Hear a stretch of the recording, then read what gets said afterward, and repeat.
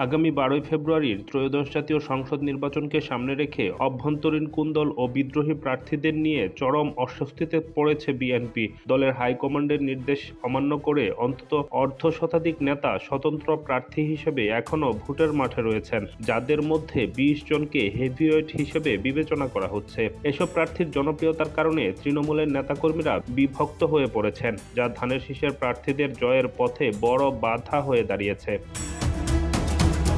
বিএনপির স্থায়ী কমিটির সদস্য নজরুল ইসলাম খান জানিয়েছে, 20 জানুয়ারি মনোনয়নপত্র প্রত্যাহারের শেষ দিন পর্যন্ত তারা বিদ্রোহীদের বোঝানোর চেষ্টা করেছেন। তবে যারা দলের সিদ্ধান্ত মানবে না তাদের বিরুদ্ধে কঠোর সাংগঠনিক ব্যবস্থা ও আজীবন বহিষ্কারের হুঁশিয়ারি দেওয়া হয়েছে। ইতিমধ্যে দলীয় সিদ্ধান্ত অমান্য করায় 9 জনকে বহিষ্কার করা হয়েছে।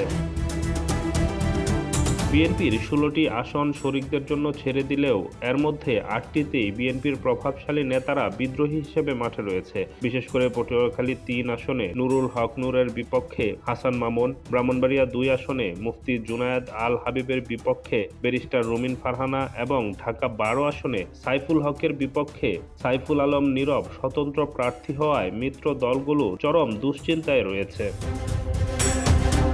পর্যবেক্ষকরা মনে করছেন, তারেক রহমান নিজে ভিডিও কনফারেন্সের মাধ্যমে বিদ্রোহীদের সঙ্গে কথা বললেও অনেক এলাকায় ভোটের লড়াইয়ে টিকে থাকার জেদ কাজ করছে। 20 জানুয়ারির পর পরিস্থিতি স্পষ্ট হবে যে বিএনপি এই বিদ্রোহ সামাল দিয়ে মিত্রদের আসনগুলো রক্ষা করতে পারবে কিনা।